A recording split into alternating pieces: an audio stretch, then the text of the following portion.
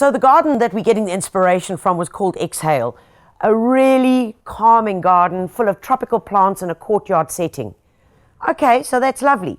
What if you don't have a courtyard? What if you've got a courtyard that's full of concrete or paving? Well, here's the option. I came across this magnificent glazed pot. It is absolutely beautiful, and the pot is so big, look, I could put somebody in it, and that could be me. So what we're going to do is we are going to plant this baby up with the most amazing tropical scene to show you that you can combine different things and get the look of the garden of Exhale. The plants that we're using could very easily be in a shaded spot, say under a tree or something, or under the eaves, but not in the full sun. Right, let's get to it. First up, we are going to need some drainage stones, some gravel. I've just got some ordinary 12mm chipped gravel here, cheapest that you can get for drainage stones, and I'm going to bomb it in the bottom of the pot.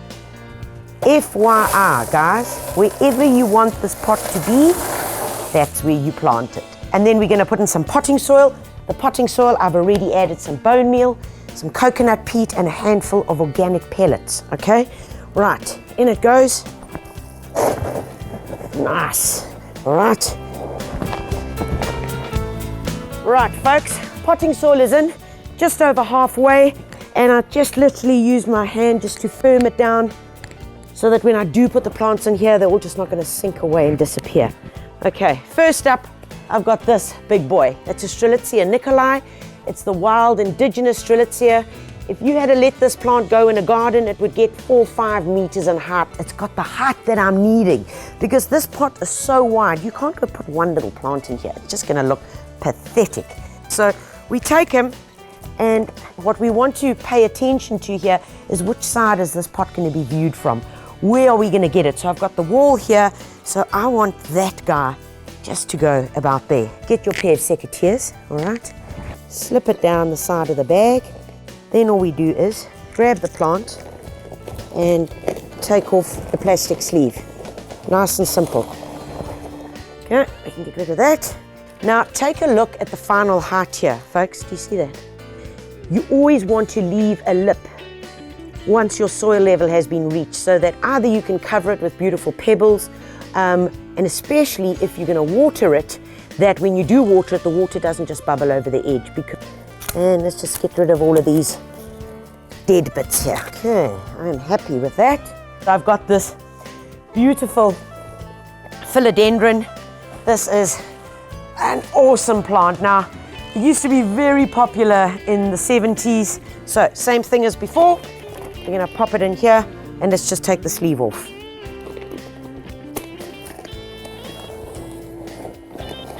I really want to get some movement in it, so I'm going to move him just slightly forward and put him at a bit of an angle.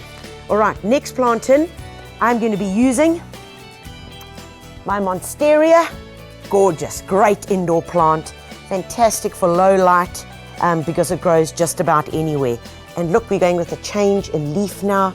Really quite a gorgeous indoor plant. So I'm going to pop around here, guys, and because it's in a pot, makes life much easier. Out she comes. Beautiful. It's looking all very green, you would admit. So what do we need for a bit of pop of color? If you're about my age, you would remember growing up with this plant. It's called a Croton. Every person living in any tropical area had hundreds of them growing in their gardens. And everybody that came from the Transvaal, which it was then called, or Gauteng, or any cold parts of South Africa, arrived in the tropical regions, bought hundreds of them because they fell in love with them, and took them back to their gardens and they frosted. Funny story, but true. So, how do you look after this plant if you are living in cold areas? Just like I'm doing now, it will be on the patio, it will be happy as long as it's away from the frost. Very important, okay. So, we all agree we need a bit more color in here. Crotons color up in winter. And it also is a good indoor house plant. So you could take it and literally put it into a pot, into a well-lit area, and it'll do the thing. Now we're cooking. Do you see how the colors are now all starting to work together? Now we can fill up with soil a little bit more because our other plants are much smaller.